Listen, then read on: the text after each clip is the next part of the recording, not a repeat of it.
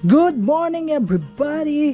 At for today's vlog, so tayo mag-harvest ngayon itong saging ng aking nanay. Ito'y natumba daw ito gawa ng bagyo pero nanatili siyang matibay.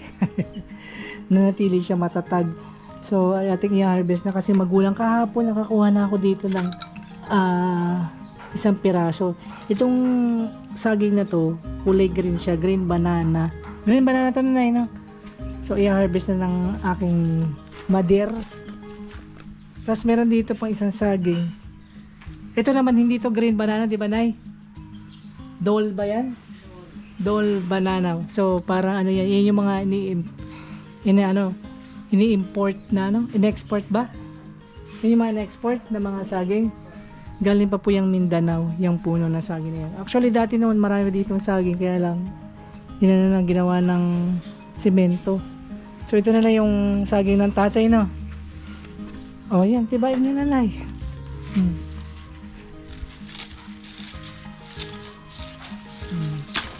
Oh, diba?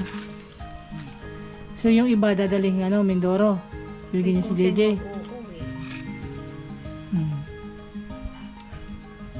Tama ba yung pag-ano? Ilang days yan bago mahinog? Depende sa kanya. Depende sa kanya. Pero sa ibang lugar na yung ganyang saging, yung green banana, pinapakain sa baboy. Sabihin, pambaboy lang pala ako. Oo nga, meron niya. Di ba yun may sa yata, Mindanao? Ginagawa itong kuwan. Ito ginagawang chippy. Chippy? Ano chippy? Yung chippy, yung mga chippy. Banana chips? Banana chippy. Akala ko yung chippy na yan ba yung ginagawa? Hindi na ganito na ako noon nasa river. Yung natin, kailan yan i-harvest? Yung dole na yun. February tayo. February pa. Sa birthday ko pa pala yun. Yan po yung pahanda sa akin ng aking ina.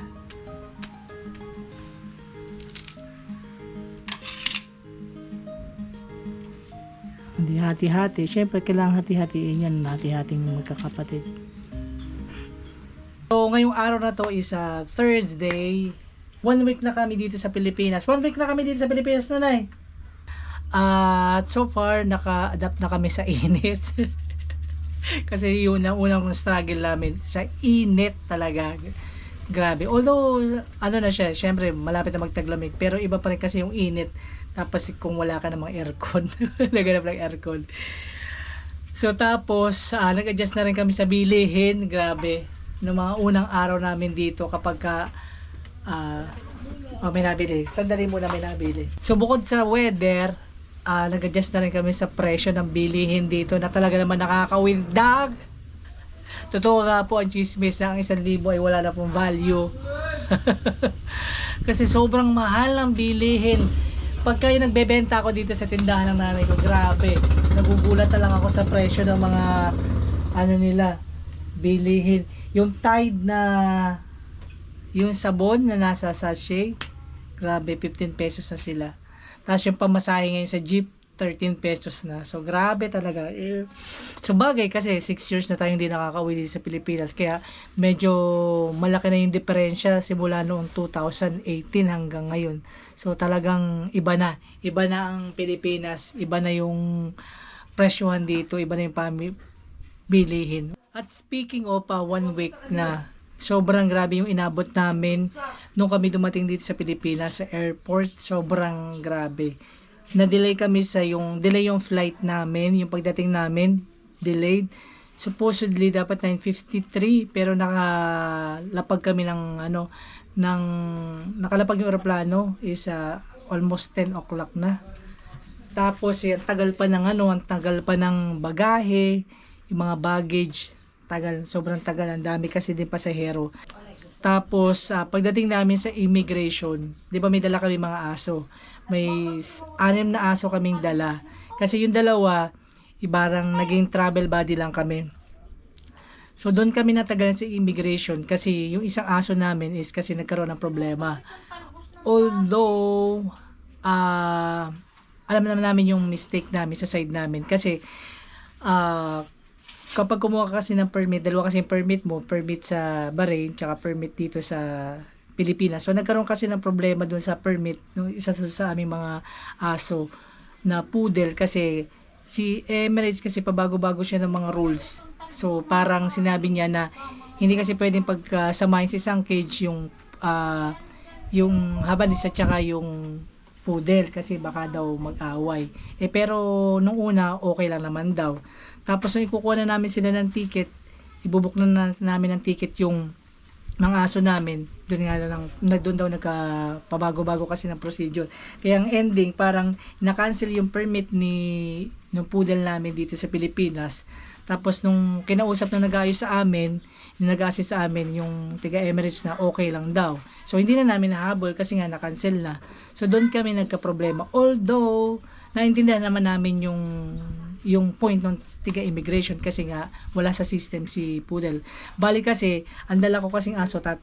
Yung 3 aso is okay. Pero yung doon sa asawa ko, 3 din yung aso. Yung 2 doon sa nag-assist sa amin. Tapos yung isa, yung poodle nga namin. Yung sa side ko, okay siya. Nabayaran ko siya. Tapos ito, disclaimer na wala akong gustong iano doon sa mga tao doon, kung sino man sila. Kaya lang kasi medyo parang nakaka-disappoint. Kasi nung nagbayad na kami, syempre binayaran ko na yung 3 aso na sa akin, nakapangalan. Bali siya 705 pesos. At that time, syempre wala naman kaming barya, 1,000 pesos. So hiningan ba naman kami ng panukli ng barya. So medyo nakakainis kasi nga paano kami magkakaroon ng barya, kararating lang namin. So syempre expect nyo na dapat buo yung babayad namin. Tsaka syempre 'di ba, hello, 24 hours kayo naka-open. Imposible wala naman kayong panukli. So para nangyari, buti na lang yung susundo sa amin is terminal doon sa Terminal 3 kasi doon kami bumaba sa Terminal 3. So buti na lang yung brother ko is meron siyang pambarya doon sa 1,000. So binigay ko na, kaya lang 800 pa rin siya. Kaya lang ba meron ko 705 pesos. So yung 50 pesos wala siyang panukuli. Grabe talaga, sa nangyari, nanghingi pa ako doon sa mga tao, sa mga barter ba yata doon, nanghingi pa ako ng 5 pesos. So, sobrang naintindihan ko yung sa side namin, may mali kami, na ganito, ganyan. Kumbaga, ang tagal na nga namin naghihintay doon. Ang tagal kasi namin na hold, kasi from 10:20 yata o 10:30. Nakalabas na kami doon sa airport, siguro mga 1 o'clock na, ganong katagal. Tapos yun na, nagbayad na ako ng 705 pesos. Tapos yung 3 aso na hold siya. So sabi namin, sige po, kung kailangan yung i-hold sila, walang problema. Tapos sabi niya, kaso ganito daw, kakusapin daw niya yung bisor niya.